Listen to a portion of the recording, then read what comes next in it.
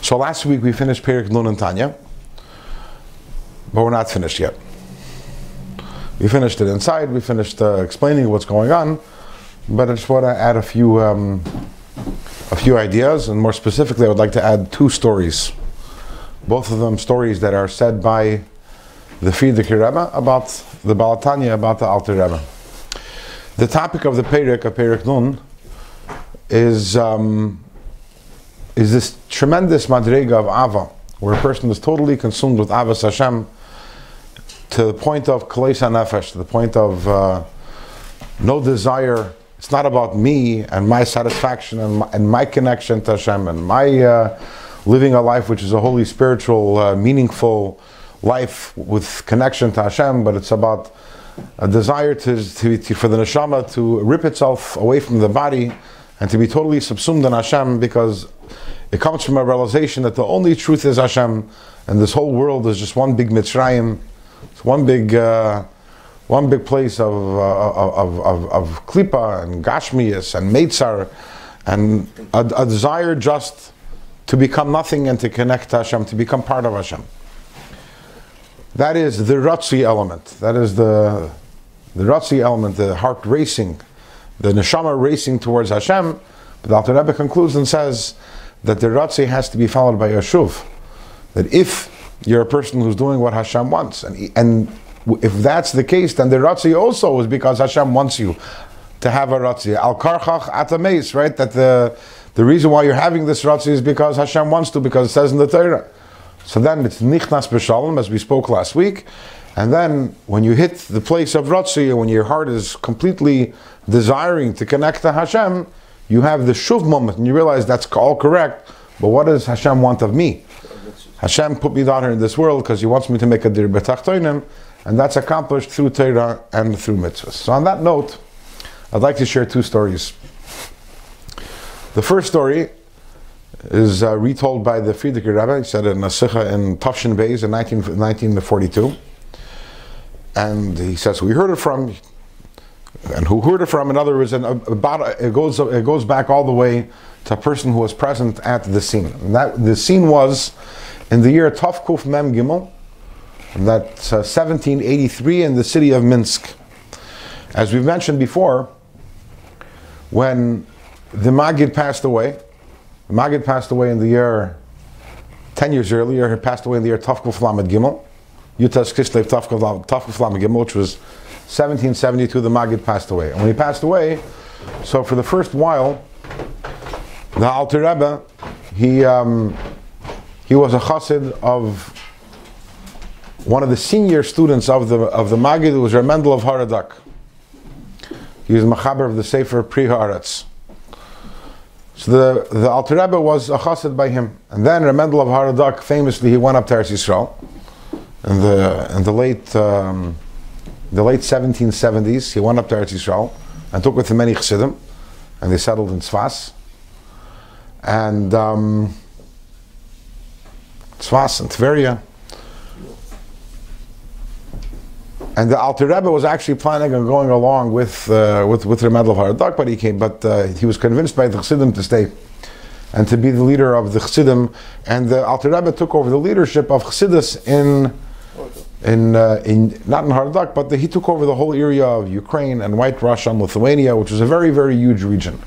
Whereas all the other Talmidim of the Maggid, pretty much all the Talmidim of the Maggid, they went to Poland and to Galicia and to Hungary.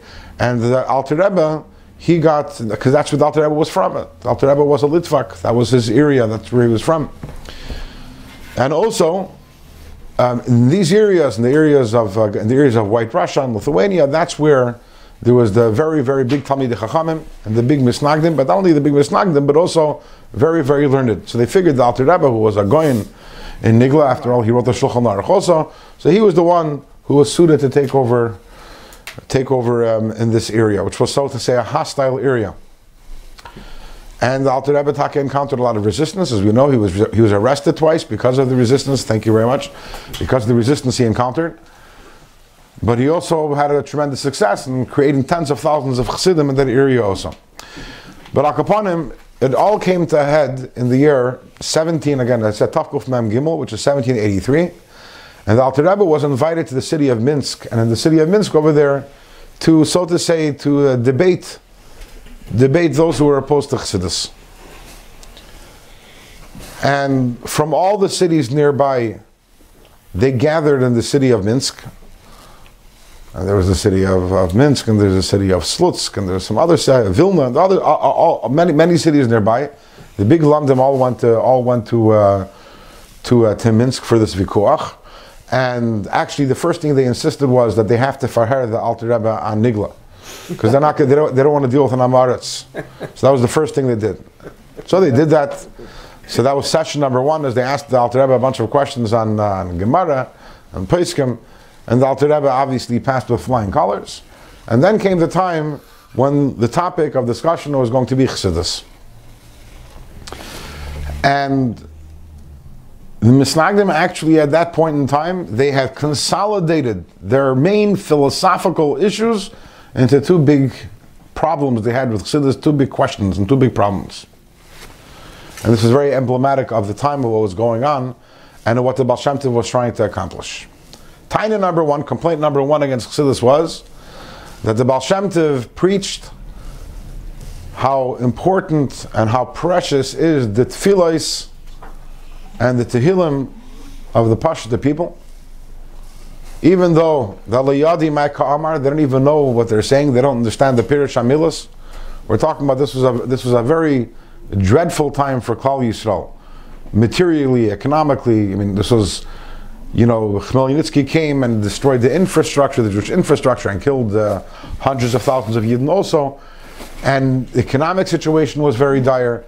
And for most part, most Yidden did not have the financial wherewithal to be able to give their children a Torah education. They would teach them how to read, teach them how to daven, teach them some halachas. At the age of 7, 8, the children were already being apprenticed to a shoemaker, to a blacksmith. So most of the Yidden, although they were very pashut, very simple, but very tmimistic and very frum and very big Yirat Shamayim. The Baal Shem Tov, as we know, very, very much treasured these pashut Yidden, and he spoke specifically about how precious their tefillos and their tehillim is. And the complaint is, what's the complaint you want to know? What could be the complaint? Today we don't get it anymore. Because the one thing that we have to understand is that the Chassidus was victorious. In other words, even today, today there really isn't something called a Misnagid. It doesn't really exist. Because even today, those who aren't Chassidim also have adopted, in many, many ways, in many, many areas, the Chassidic mindset and the philosophies of the Baal Shem Tov. So today we can't even understand what the issue was, but the issue was that, what do you mean? By the Alter Rebbe raising up, by the Baal Shem Tov, uplifting the prestige of the simple people, that's a pigia and the kavod. That's something that's impinging upon the honor and respect due of Talmidei Chachamim. Because if Hashem treasures the tefillos and the tehillim of the simple people, then what makes the Talmidei Chachamim so great? After all, the simple people are also great. And at that time, when the Baal Shem Tov came around into the world, you can't say Misnagdim, because that was what was Misnagdim means is against. If anything, the Baal Shem Tov was the Misnagid. He was coming to counter the prevailing situation. There was a major hierarchy, and if you went to a big city, so there was a shul of the tailors, and there was the shul of the shoemakers, and every single type of profession had their own chevra, their own society, their own shuls. They did not mix, and certainly with the Talmidei Chachamim, and the Talmidei Chachamim looked very much down upon the simple Yidden, and that was something which the Baal Shem Tov was looking to change. The Baal Shem Tov was talking about how every single Yid is so precious to Hashem. And he met a lot of resistance from the Talmidei Chachamim, because Talmidei Chachamim felt that the Baal Shem Tov is coming and in some way diminishing their prestige and taking away from the honor which is due to them. The simple people are supposed to look up to Talmidei Chachamim. And obviously the Baal Shem Tov felt also that simple people have to look up to Talmidei Chachamim. But he didn't feel that Talmidei Chachamim are allowed to look down.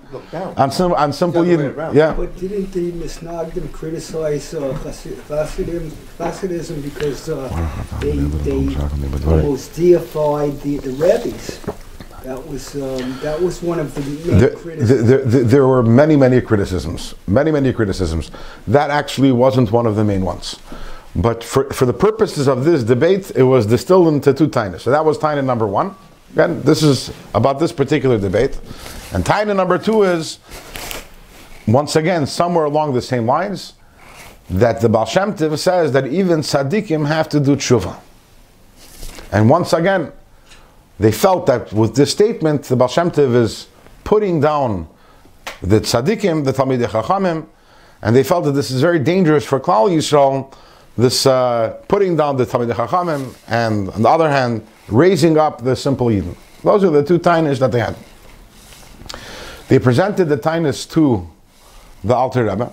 Again, this is in this vikuach, in this debate in Minsk.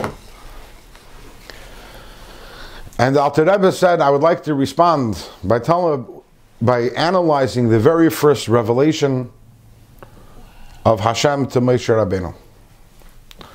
We know it says that Hashem revealed himself to Moshe Rabbeinu in the burning bush. And the pasuk says, Vayera Hashem Elav Bilabas Eish B'toich Hasna. Maybe I'm not getting the words precise. Hashem revealed himself to Moshe Rabbeinu in the heart of the fire in a thorn bush. And Moshe sees this Mara Hagodel Hazeh. He sees this awesome sight that the sna is boyer ba'esh, the sna is burning up in fire. Vasna inenu ukol, but it's not being consumed. The fire is keeping on burning, because usually when there's fire, the fire goes out. Because whatever is feeding the fire, is being consumed. It's consumed. But over here, the sna wasn't being consumed. And Moshe, when he sees this, he says, Asura na. Ve'era, I have to move away from where I am. As Rashi says in the pasuk, Asura mikan liskadav l'sham. I have to move away from where I am, liskadav l'sham, and I have to go over there to see this Mada Hagadol Hazeh. Madua lo yivar asna. Why is it that the sna isn't being consumed? Now, as we know, that every single story in the Torah has deeper spiritual implications. What was Moshe seeing that was so impressive to him? This Mara HaGadol. Moshe wasn't impressed by a little miracle. Moshe was a very great Navi at the time and everything.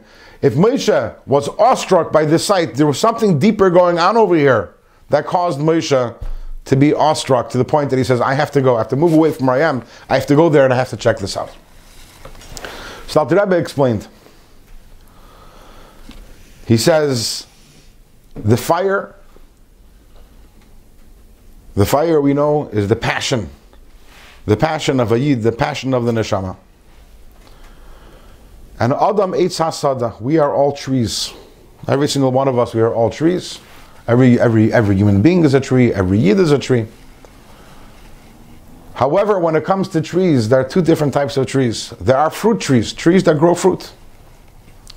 And the trees that grow fruit, they represent Talmidei Chacham, as the Gemara says. If I remember correctly, in Masechtas Tainis, the Gemara says that a Talmid Chacham, on the pasuk Yadam Eitz HaSada, that a Talmid Chacham is compared to a tree bearing fruit.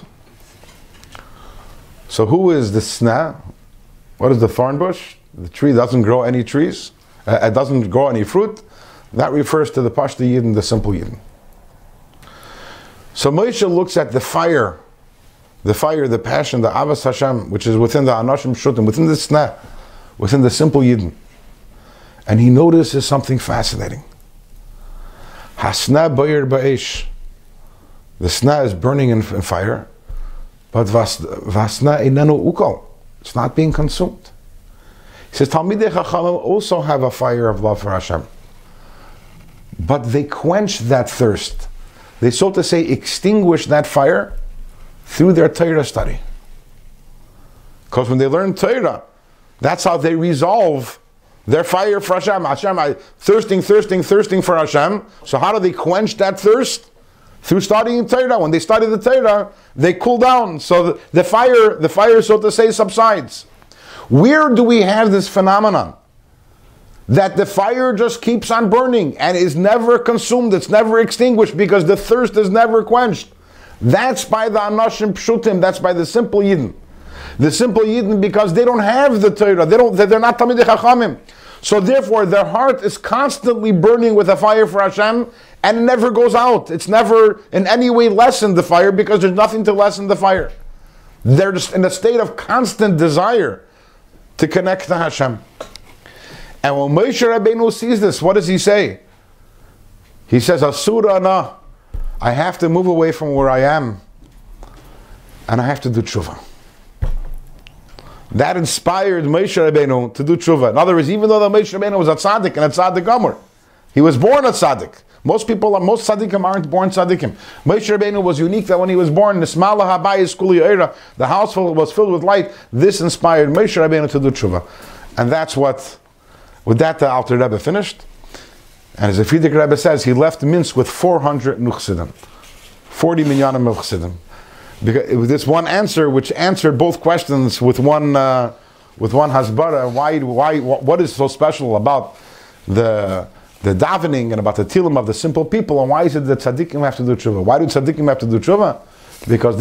Because they quenched their fire, they quenched their thirst, they put out the fire in their studying of Torah. So they have to also do tshuva.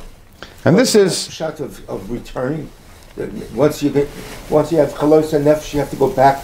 So that's the before we get to the going back. This is the understanding the greatness of Ratzeh, the greatness of the fire. The Yid has to have a fire for Hashem, and a fire that doesn't go out. And that's the Ratzeh that Alter Rebbe is talking about here in Tanya. In the previous program, we were talking about Ava, which is like water. It's Ava, I have love for Hashem, and I quench it through learning Torah, through doing mitzvahs, because it's about me wanting to connect to Hashem. But then there has to be this fiery love, a fiery love for Hashem, and it has to be constant, this love. However, at a certain point in time, there has to also be the shuv, realizing that I have to go back in the world and make a dir b'tachtonim. And on that note, I would like to move to the second story. This is a story written by the Frierdiker Rebbe in a kuntres that he wrote called Kuntres Teres Achsidus. So he says, this is a story which was retold by the brother of the Alter Rebbe. The brother of the Alter Rebbe, his name was Rabbi Yehuda Leib. He wrote a sefer called She'eris Yehuda, Sefer Shilos Utshuvas. He was a very big Rav on his own. And he told the story to the Tzemach Tzedek, who's the grandson of the Alter Rebbe, and it was passed on to the Frierdiker Rebbe. And this is a story that happened the first time that the Alter Rebbe came to the Maggid of Mezrich. The first time he visited the Maggid of Mezrich. And he writes like this: it happened once that the students of the Maggid, they were known as the Chavraya Kadisha, the holy society. They were sitting together, and they were talking between themselves about the different madrigas of the Malachim in heaven, the Ifanim, the Chayes HaKodesh, which are in the Merkava, and which are in each one of the spiritual worlds. One of the Talmidim spoke about the Maila of the Malachim that are called Sichliim Nivdalim. They're intellectual beings. And their Chayes is only the word of Hashem. The second one spoke about the Eifanim and the Chayes HaKodesh. They always have, constantly they have Avas Hashem and they have Yiras Hashem, Rotzi and Shuv. And this Talmud started talking about how great the Yira, the awe of Hashem, is of the Chayes.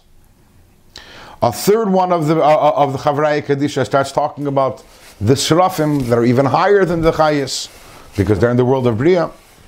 And then some of the Talmidim of the Chavraya Kadisha started speaking about the Spheres of Atzilus, which is even higher than all the Malachim.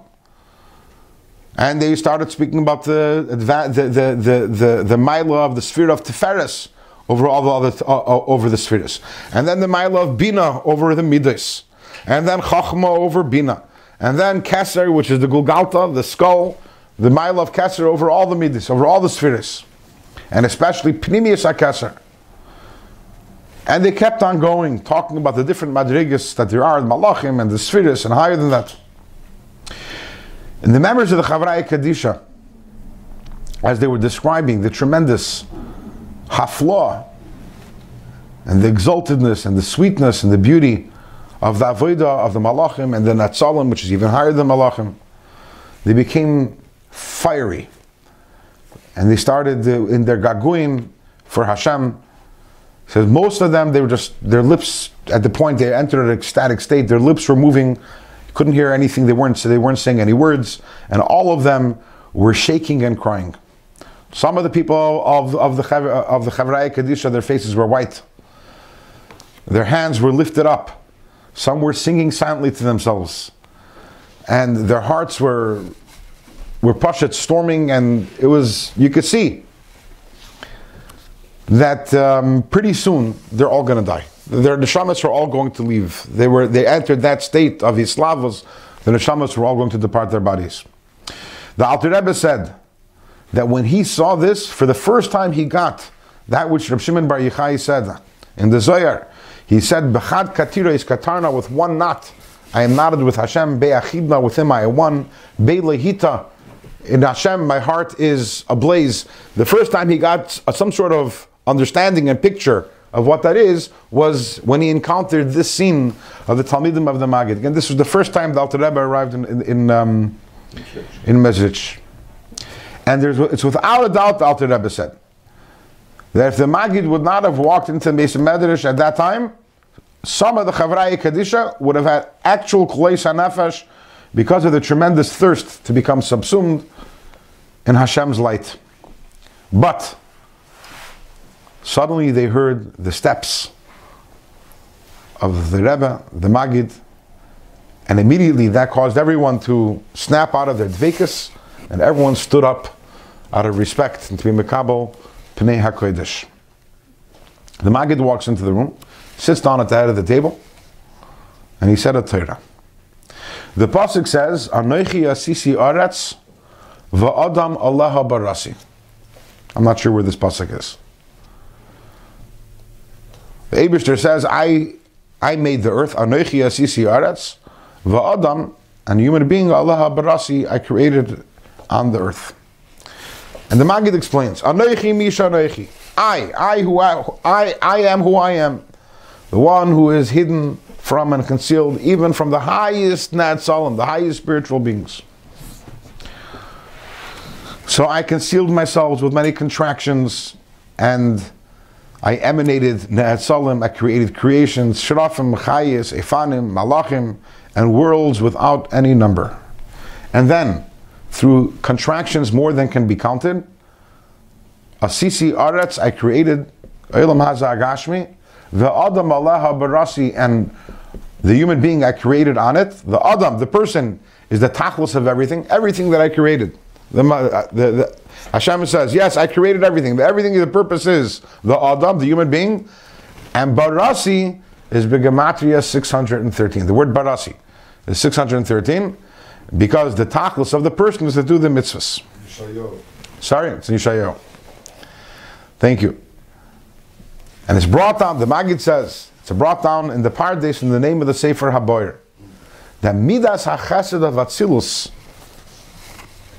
turned to Hashem and said, Ribono Shel Olam, from the day that Avram Avinu is walking this earth, I'm useless, I'm not needed, because Avram is doing my work.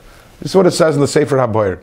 The Midas HaChesed turned to Hashem and said, ever since Avram was born, and as long as Avram was alive, the Midas HaChesed said, it feels what? Unemployed. It's on pension, right? It is unemployed, there's nothing what to do because Avram is doing all the chesed.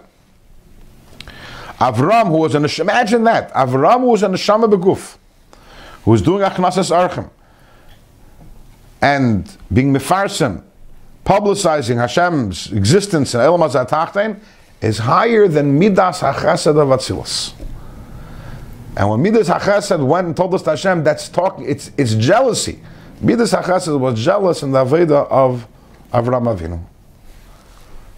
The Maggid finished saying this, stood up, and he walked back to his room.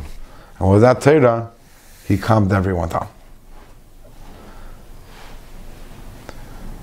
In other words, they were all in a state of dveikos, thinking about all the higher worlds. Comes along the Maggid and says, you should know that all the higher worlds were created for you, and the purpose of everything is that you should learn Torah and you should do mitzvahs.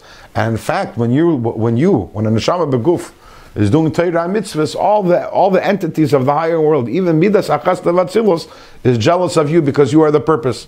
So therefore, yeah, the Ratzui is very nice, this incredible Hislavos and the ecstasy, but at the end of the day, never forget where the purpose is. Adam Allah Barasi, the purpose of everything is the Adam, and the Barasi, the Tayag Mitzvah Torah. These two scenes the Alter Rebbe concluded, which I just saw. The first scene, which was the tremendous emotion of the Chavraya Kadisha. And then afterwards, the second scene, the calmness of the Magid. That's what took me completely, and that's when I became a chassid. It was these two scenes that made the Alter Rebbe into a chassid of the Magid. This is, Alter Rebbe first came to the Magid around the year of Tafkuf Hafdalid, which was 1764. But what's interesting is that you have this juxtaposition. And on the one hand, it wasn't just what the Magid said. It was the both of them together that grabbed the Alter Rebbe and made him into a chassid. It was seeing the Ratzui, but then also seeing the Shuv. You don't get lost in the Ratzui, there is always the Shuv, but the Ratzui is very important. And this is, as we mentioned last week, this is our life. This is the cycle of our life. There's Ratzui and Shuv. And every single day we wake up in the morning and we daven, we're supposed to feel the Ratzui. We're supposed to desire. We're supposed to be bothered by the fact that we're in this world. We're supposed to be bothered by the fact that we have a Nefesh Bahamis and the Yetzer Hara, and that we're not totally one with Hashem, and that we're stuck over here as a captive over here. And the desire is supposed to be just to have Kleis HaNefesh. But at the same time, always we have to remember, Shuv, ultimately where the Kavanah is, we have to go back into the world, and we have to do mitzvahs, and we have to have our jobs, and we have to make a dir b'tachtoinim, and then the cycle continues, back to the Ratzui, and back to the Shuv, and back to the Ratzui, and back to the Shuv. And with that, we've concluded the idea spoken about in Perek Nun.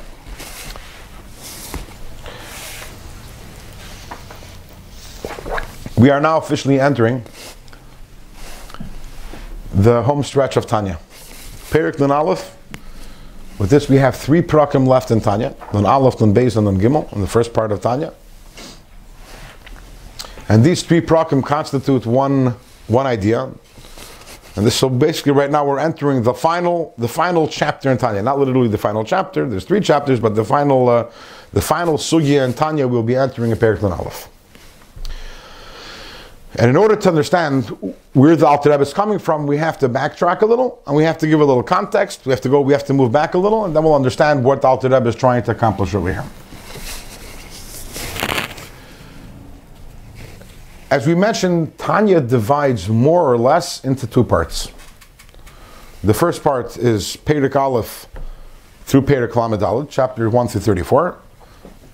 And the second part is chapter 35 through the end of Tanya, which is chapter 53. If you remember, when we finished Perek Lamed Daled, after we finished the first 34 prakim, we took a break for a few months and we reviewed the whole thing. We did a review from Perek Aleph to Perek Lamed Daled, because that constituted the first part of Tanya. And now, this is the second part of Tanya. It's unofficial, this divide. Alter Rebbe doesn't officially divide them into 2, but in concept, there was a transition. What is the transition? The first 34 prakim of Tanya is very much devoted to the recognition is that we are all struggling here in this world. We struggle because we have internal struggles, Nefesh Elokis versus the Nefesh Bahamis.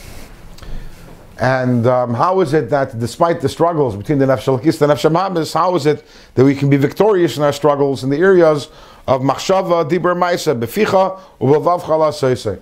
So the first 34 chapters, the Alter Rebbe really gives a complete program for how it is possible for a person, 24 hours a day, 7 days a week, 355 days a year, to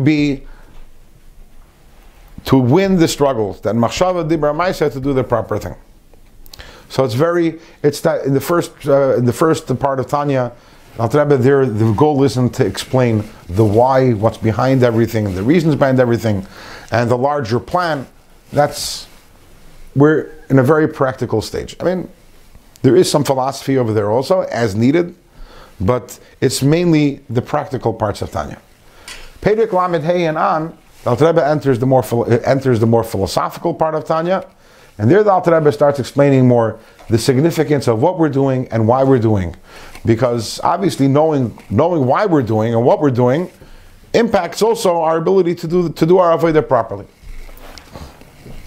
And Alter Rebbe introduces towards the beginning of the second part, in other words, in Perek Lamed Vav, in chapter 36, the Alter Rebbe introduces the idea of dir b'tachtonim. This big bombshell And it is a big bombshell. The idea of dir b'tachtoinim, that the lower something is, the more that there is, the more Hashem has a desire for. Hashem has a desire specifically in this world, and this the Alter Rebbe uses the concept of dir b'tachtoinim to explain why it is that mitzvahs ma'asiyos are necessary. Why do we need to have mitzvahs ma'asiyos? Why do we need to have mitzvahs? Why do we have to have mitzvahs ma'asiyos? Why can't we sit and learn Torah all day? Be monks. Sorry? Be monks. Be monks, yeah. Lahavdil. Why is it important? Why is it necessary to have mitzvahs ma'asiyos?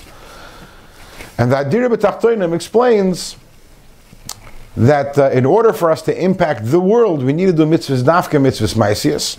Because whenever we do a mitzvah, so we're doing it with a physical item, and more than that, it's not only that we're doing the mitzvah of the physical item, but who is doing the actual mitzvah? Is the nefesh hachayunis? The nefesh habahamis is doing the mitzvah because the nefesh halakis works in the body through the nefesh habahamis. And when we elevate the nefesh habahamis, which is also tachtoinim, right? Hashem wants dir b'tachtoinim. Through that, we elevate the whole world, as the Alter Rebbe explains at length in chapter 37. But the purpose is, the reason why we have mitzvahs is to elevate the whole world, and we need dafka action mitzvahs because that's what counts, is the action mitzvahs. That's what Alter Rebbe talks about from Prakim Lamed Hey, Lamed Vav, Lamed Zayin, 35, 36, 37. After the Alter Rebbe spends 3 prakim talking about how action mitzvahs are so important because of dir b'tachtoinim, because the purpose and the goal of everything is that Hashem wants to have a dwelling place down here in this physical world, and for that purpose we need to have mitzvahs, which are dafke mitzvahs ma'asiyos. The Alter Rebbe says, what's with kavana? What's with avos Hashem? What's with yiras Hashem?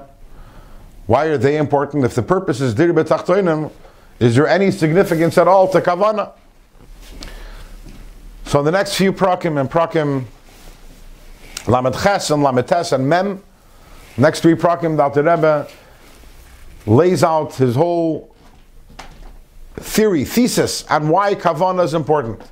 And the reason why kavana is important, kavana, in other words, avos Hashem and yiras Hashem is important because they are the godfin. Yes, they're the wings. The main thing is the actual mitzvah, the ma'aseh mitzvah. And if you don't do a ma'aseh mitzvah, all your avos Hashem and all your yiras Hashem is worthless. However, when you do a mitzvah ma'asis, and that mitzvah ma'asis, the kavanah of that mitzvah is infused with avos Hashem and yiras Hashem, so then that lifts up the mitzvah ma'asis, and it causes that there's a much greater revelation of Hashem's ratzon in that mitzvah.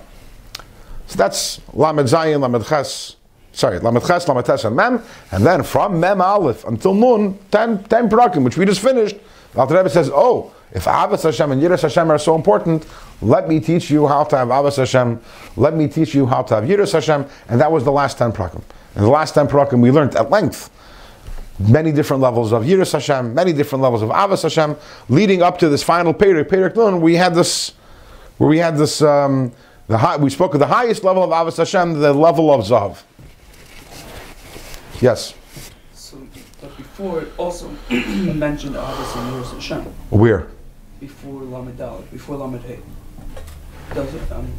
Yeah, but it's not. There, it's mentioning it in order to help you do in order to make it easier. Is that correct? Yeah. In other words, it's mentioned briefly before, but you're talking about Perek Tezvav, Tezayin, Yuzayin. It's mentioned briefly, but its function isn't fully fleshed out. The full, in other words, it's mentioned before, and you need avos Hashem, yiras Hashem, but the explanation and the whole story behind it, why is it important, and why is mitzvah important, and why is kavanah important, that all follows later. But but it is mentioned several times beforehand, but there it's mentioned more about you have to have av and yira without any reason or explanation behind it, as opposed to from Perek Lamed Heyanan is where we suddenly we're shedding light on the reasons behind everything. It's more the philosophy. Up to Perek Lamed Daled is more the practical, and after Perek Lamed Hey is more the philosophy. I would say that over there, earlier, it's in order to make it make it easier. You understand what I'm saying? You're saying it's more... Yeah. I hear what you're saying. You're saying over there it's utilitarian. I need it in order to motivate me to do the mitzvah, whereas later it's actually part of dir b'tachtoinim. Now, in Perek Lamed Hey, the Alter Rebbe begins the whole conversation by bringing down a Maimer HaZoyer. If you want, you could, we will read it now inside. If you want, you can follow along with me. It's on page Mem Daled, which is opposite of page 86. The Alter Rebbe quotes a Zohar.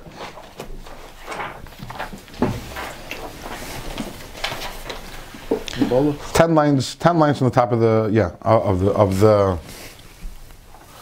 of the page.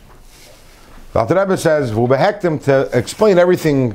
The Alter Rebbe asked a few questions before, and to explain this all, we have to first preface Lashon HaYinuka. The words of the Yenuka, the child. There's a child quoted in Zohar Parshas Balak. Al pasuk hachacham einav b'reisheh. The pasuk says hachacham, the wise person, einav b'reisheh. His eyes are in his head. So the Zohar says again. The Zohar is quoting this child. V'chi ba'on asar einoi devar nash chulu. What do you mean? The wise person, his eyes are in his head. And how about unwise people? Where are their eyes? Their torso? Like what does that mean? After all, where are the eyes of a person? Ella, but the explanation of the pasuk is as follows. Vade, certainly. The Tanan, we learned in the Mishnah, liyahach barnash bigiluya deresha arba ames. A person should not go with a revealed head for more than 4 ames, without a head covering. Uncovered head, right? My time, what's the reason? The Shchinta Shari al Reshe, because the Shechina is above the head of every person. That's why we don't walk with a beer head. So what does it mean? HaChacham einav b'Reshe? The Chacham, his eyes are in his head. The Chol Chacham, every person who is wise, Einoihi, his eyes, Umilay, and everything that he does is b'Reshe Inon, is all directed at his head. Meaning, Bahu the Sharia v'Kaim al Reshe, on the one that is residing upon and is upon his head. Chacham einav b'Reshe means a wise person. Their eyes is always directed toward the head. What's on the head? The Shechina. The Shechina is on top of the head of every single Yid. The wise person, their mind is constantly on the Shechina, which is on top of the head. And when your eyes are directed at the Shechina, doesn't mean literally, but the literal eyes, but it means when a person's attention is directed at the Shechina, Linda, a person should know that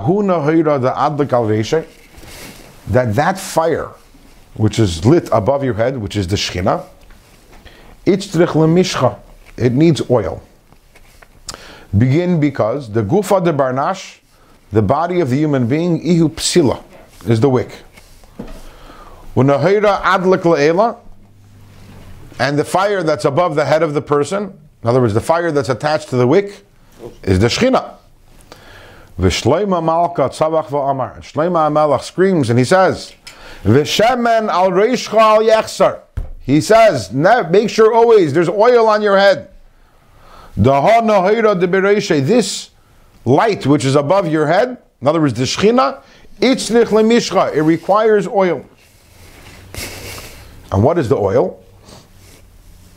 Ve'inun uvdan tavan.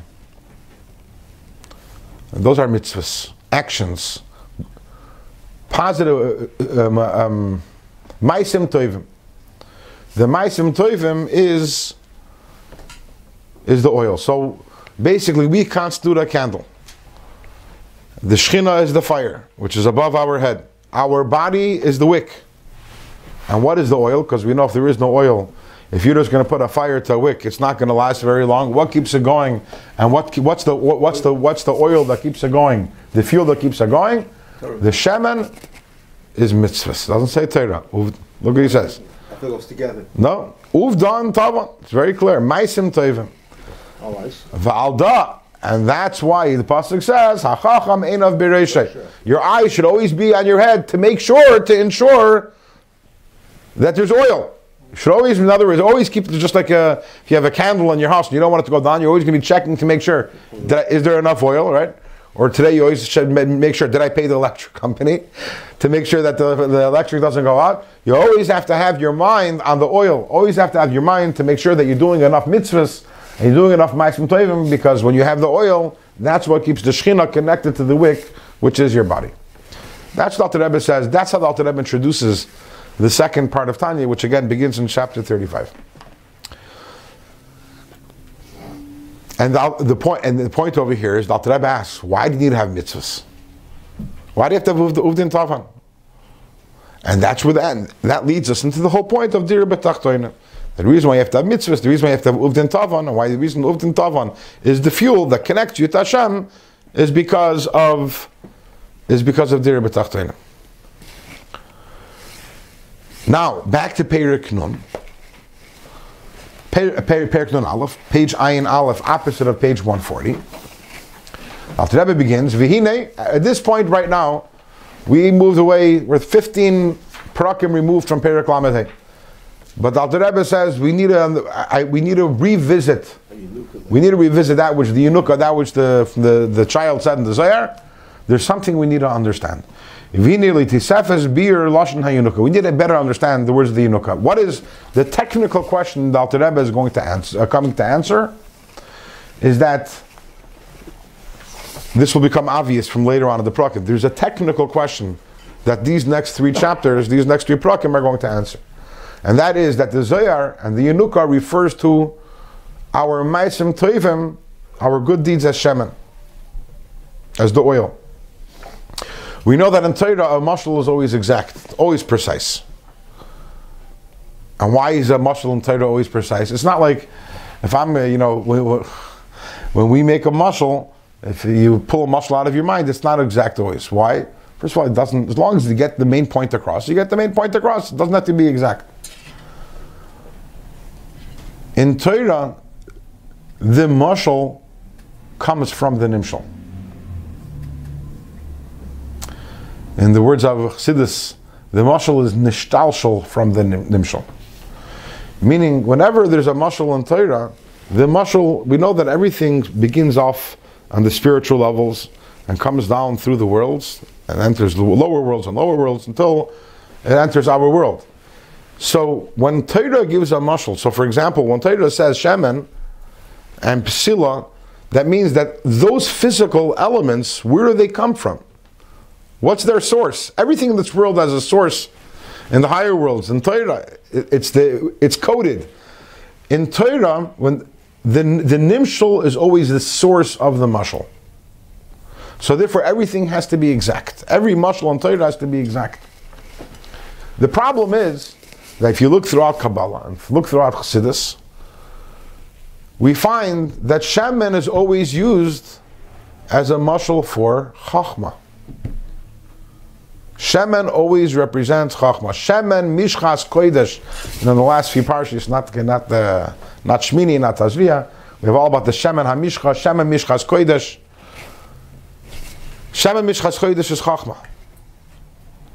The Gemara says in Mesechus Menachos, so at a time episode when David HaMelech needed to find a wise person. So they took a wise woman, and where did they bring her from? It was in the aftermath of the story of Avshalom, and Avshalom ran away. They brought her from Tekoya. The Gemara says, why did they bring her from Tekoya?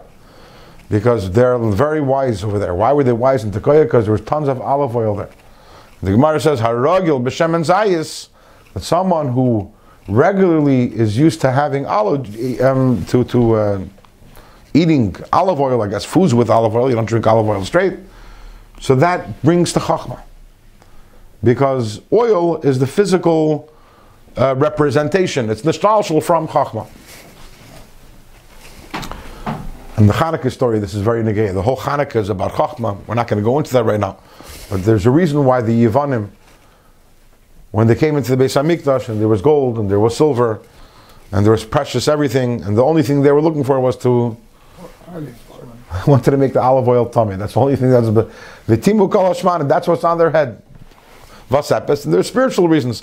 The Yevanim themselves didn't even understand why they were doing it. But there were spiritual reasons because their whole battle was Chachma, against Chachma, which is interesting because the Yevanim, we know, they represent Chachma of the world. The greatest wisdom in the world comes from the Greeks. Very practically speaking. The sciences, they all started the whole all the sciences pretty much began with the Greeks, the greatest philosophers. So they were Chachma, but Chachma of Klippa, Chachma of Umaza. So therefore they did battle against the Chachma of Torah. Chachma is the highest. Chachma is the highest of all the spheres. Chachma is the godliness within all the spheres, and that's why oil doesn't mix with any liquids. It always remains on top, just like Chachma is the first of everything and it remains on top. So what's bothering the Alter Rebbe over here is, why is it that in the Zohar it refers to Maisim Tovim, which is deeds, as the oil, and that doesn't fit? How do you reconcile that, which we know that Chachma is, that oil is always a reference to Chachma? And again, we can't say, okay, don't get caught up in the details. He's just trying to make a point that through mitzvahs you're connected to Hashem. And the metaphor he happened to use is shemen. And another place they use shemen as a metaphor for something else.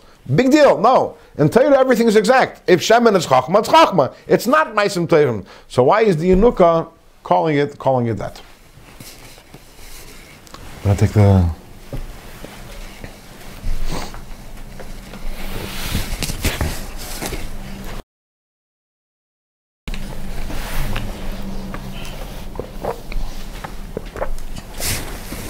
Now, this is the technical issue the Alter Rebbe is going to address, and which the next 3 prakim of Tanya are going to help us with. It's also obvious that the Alter Rebbe would not give us 3 prakim in Tanya just to answer a question about why shemen is referred to, why Maisim Tovim are called shemen or not. Tanya is all about us and our work and our avodah. So it's obvious that also the next 3 prakim in Tanya is going to be adding a tremendous depth to everything that we learned in Tanya up till this point. But we're going to have to learn the 3 prakim, and once we finish the 3 prakim, then we'll be able to look back and say, now that we learned these 3 prakim, what depth did the Alter Rebbe add? And we'll see there's 3 huge ideas that the Alter Rebbe is going to add in these 3 prakim, not one per perek. From these 3 prakim together, we're going to arrive at 3 huge ideas, which the Alter Rebbe is going to be adding on everything which we spoke about in Tanya earlier. Okay. Says the Alter Rebbe. 2 lines to the second line. In order to explain what the Zohar says, we first have to explain, and lahavin ktsas, to understand a little, inyan hashras hashchina. What does it mean? Hashras hashchina. We talk a lot about hashras hashchina. Shoysa bebeis kache kadasha. We say that the Shechina was shoyra in the Holy of Holies in the Beis HaMikdash. V'chein, and the same thing is kol makim hashras hashchina. Whenever there's hashras hashchina, ma'iyane. What does that mean? Haloi, isn't it true that Malay Chalaretz Kaveda, that the whole world is filled with Hashem's glory? V'les asar pani minei, and there is no place that is empty of Hashem. So what does it mean that a certain place is holier than another place? One place is holier than another place. It's a very, very basic question. If we translate Hashras Hashchina as holiness, which is how we usually do it, we say the Makim HaMikdash, the place of the Beis HaMikdash, and the place of the Kodesh HaKadoshim, it's holier. What does holy mean? Hashras Hashchina. It's dedicated to it. It's dedicated to that. I understand, but is there in a sense? So what if I dedicate? We'll dedicate this place to Hashem. Yes. So right now we're the Kodesh HaKadoshim over here. No, no, it's not the Kodesh HaKadoshim. But also, but that's not something which is real. In other words, I could dedicate, and tomorrow I'll move away somewhere else. That's not real. You're saying right now there's holy activity happening over here. There's nothing essential. Is Hashem more present in the Kodesh HaKadoshim than He is everywhere else?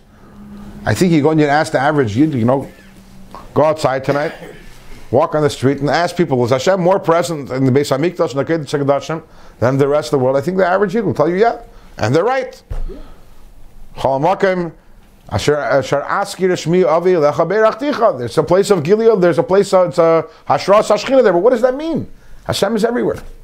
I mean, his revelation is greater there. Is it? So if you're going to go today to Kodesh HaKadoshim, you're going to see won't it. survive You won't survive it. I mean, only the Kohen Gadol can survive the Kodesh. L'Poel today, many people go to Kodesh HaKadoshim, and unfortunately, they survive it. And not in the times of base Mikdash. But is it Ashras Hashchina there now also? Maybe not. Not as much as before. Okay. The revelation is not as much. What do you mean by I'm trying to. All of this we're going to figure out. Revelation, What do you mean by revelation? I mean more nisim, being more of awareness of God's divine presence in the Kodesh Kedoshim at the Kodesh. Reuven, let me ask you this. A better perception as opposed of your perception over here in New York or in the base Medraship. Why? Because there are more miracles there? No, it's perception. You're asking me. How would I know? How would anybody know? This is the question we're trying to address. Experience No, he's that saying you can't define it. answer. Revelation. I'm trying to understand what you meant by that. I really That's a very. because I've never been there. It's an Could you describe an emotional an experience? It's an abstract You're thing. saying in the Kangal Yom Kippur, he felt more Hashem in the Kodesh Kedoshim than he did, let's say, in the outside. That's what you're saying. That's what I'm It could be saying. That's right. what it seems to be that Could way. be right. And Reuven. as a matter of fact, if he didn't have the investments, he would not survive it. If he didn't have all the begodim and whatever. Let's Reuven, let's expand this question a little. What? It was difficult. We have to relate to it. It was difficult. Let's expand this question. The Alter Rebbe says, "V'chein kol mokim hashras hashchina ma'inyaneh." Anytime, the question is not only about the Kodesh HaKadoshim, the question is anytime you look in Pirkei Avos, it says, Asara sheyeshvin, 10 people are sitting learning Torah, the Shechina is there. That means right now you have 10 Yidden sitting here in the room learning Torah, the Shechina is here. What does that mean? Shechina is everywhere. Hashem is everywhere. What does it mean? And this is something, it's actually a very foundational question, and when you're saying it's more revealed over there, that's the standard answer that It's an emotional. That's the standard answer that everyone gives. But what does that mean? What does that mean? It's holier. And it's not only in It's an terms of. experience. It's not only in terms. It's not only in terms of locations. When Hashem created the world, we know the world is created in general along three dimensions. There is space. There's time. And then there's the inhabitants. There's really 2 dimensions, and then there's the inhabitants of space and time, and specifically human beings. In every single one of those areas, this is one area. If you want to talk about the one biggest area where Torah is at odds with Western society, is that from the Jewish perspective, in every single one of these 3 dimensions, known as Olam, Shana, and Nefesh, in every single one of these dimensions, there are gradations of holiness. Hashem didn't create all places alike. Hashem didn't create all times alike. And Hashem didn't create all the creations in the world and all people alike also. And in every single one of them, there are those entities that are more holy and there are those entities that are less holy. So for example, when it comes to places, so you have Kodesh HaKadoshim, like holiest place that there is.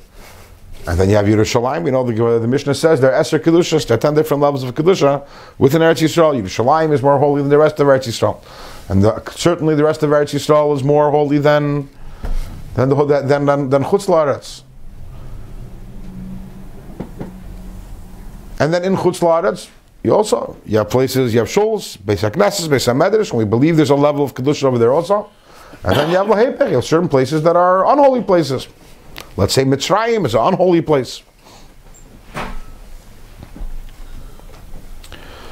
The same thing is when it comes to time. Not all days are created the same. It's a mistake to think that all days are the same, except that every 7th day I am commanded to behave differently. I'm commanded not to work, or I'm commanded to say a shorter Shemana Esrei and to Kriyas HaTorah. That's a misunderstanding of what Shabbos is. Shabbos is not that we behave differently on Shabbos. Shabbos is essentially a day which is Kaddish. It's a holy day. Yom Tiv is holy also. Yom Tov is a little different type of kedusha. Maybe Yom Tov is a kedusha that we bring. Shabbos is a inherent kedusha. Mekacha v'kaima. Yom Tov is totally in Klal Yisrael. But ultimately, these are days that are holy. And in general, every single day is a different energy. Sunday is a different energy than Monday. Monday is a different energy than Tuesday. We are now entering, Mirz Hashem, this upcoming Shabbos, we're entering the month of Nisan. The whole month of Nisan is a holy month. There's a reason why we don't say Tachton. What does it mean that it's a holy month? Well, what does holiness mean? That's what we're trying to figure out. Yeah. But as I state, that's the fundamental. This whole month is like Rosh Chodesh. If I remember correctly, the Even Ezra, when the pasuk says, "V'rashi chadshechem takrivu," the Even Ezra says that means that this is the whole month of Nisan. Every day of the month of Nisan, you have to bring this carbon because that's Rashi chadshechem. The whole month is at the level of Rosh Chodesh. It's a holy month. But what does that mean? What makes it a holy month? There are certain days that are damaged, right? We've been through this before. In fact, we've spoken about this, how a Yom Tov happens on a day because it's a holy day. In other words, the Tesva, it's not pshat that Tesva of Nisan is special because the Yidden went out of Mitzrayim on that day. It's the opposite. The Yidden went out of Mitzrayim and Tesva of Nisan because Tesva of Nisan is a special day. When it was created, when the world was created already, Tesva of Nisan had a special Kedusha to it. Every month is different, every day of the week is different, everything. And then the same thing is when it comes to people. Some people are more holy than others. Kehanim are more holy than the rest. Vayibadl Aaron Lakdishay. Kehanim are more holy. And then you have tzaddikim. And as we know from Tanya, a tzaddik is a level that not everyone can achieve. It's not pshat that everyone can become a tzaddik. Certain people have a special neshama, a holy neshama, and that makes them able to be on the madrega of a tzaddik. It's brought down actually that what's special about Yom Kippur is that Yom Kippur is when we had the convergence of the holiest element of Olam, the holiest element of Shana, the holiest element of Nefesh. Meaning, the holiest person, which was the Kohen Gadol, on the holiest day of the year, which is Yom Kippur, would go into the holiest place in the world, which is Kodesh HaKadoshim, where we had the convergence. That's why it's called Achad. The Torah talks about Achad Bashana, Achas Bashana, because the Achas, the one most special of every single one of these dimensions, converged on Yom Kippur. And the same question can be asked in Sayin Olam, and Sayin Shana, and Sayin Nefesh, and all these three areas. What does it mean that a day is more holy? What does that mean that it's more holy? Hashem is more present on this day. What does that mean that Hashem is more present on this day? And why is it like that? What does it mean that Hashem is more present in a certain place? And then there's certain kedushas that we do when we do a mitzvah, was mentioned, when we're learning Torah, Hashras Hashchina, what does that mean? So that is the question that we're going to be exploring over the next 3 prakim, coming up with an understanding. What does it mean kedusha? We'll have a very good understanding what exactly means to bring kedusha in the world through Torah mitzvahs. What is the kedusha? What is the kedusha of Kodesh HaKadoshim? And we'll continue on this Mirz Hashem next week. But again,